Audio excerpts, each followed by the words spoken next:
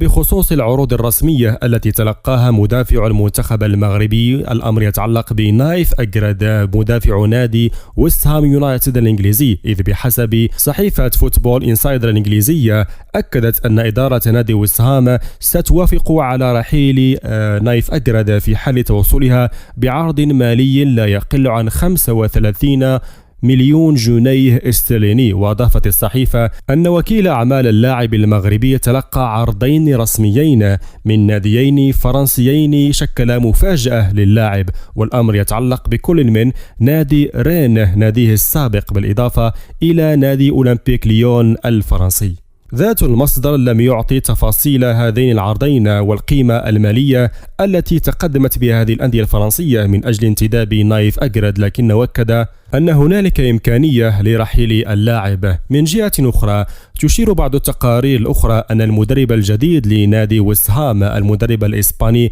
جوليان لوبيتيغي سوف يتريث قليلا في حسم مستقبل نايف أجرد مع نادي المطارق، وسوف ينتظر حتى نهاية الفترة الإعدادية للموسم من أجل الوقوف على إمكانيات نايف، ومن ثم الحسم في مصيره إما بإعلان بقائه مع النادي أو بالسماح له بالمغادرة صوب وجهة أخرى. وبالإضافة إلى نادي ليون وكذلك رين، فإن نايف أجرد يثير اهتمام أندية إسبانية وأخرى إيطالية، بالإضافة إلى اهتمام مكثف من أندية دوري روشن السعودي. ويتواجد نايف أجرد حاليا في معسكر المنتخب الوطني المغربي، ويبدو أنه استعاد الكثير من جاهزيته، ومن الممكن جدا أن يشارك في المباراتين الرسميتين ضد منتخبي زامبيا والكونغو.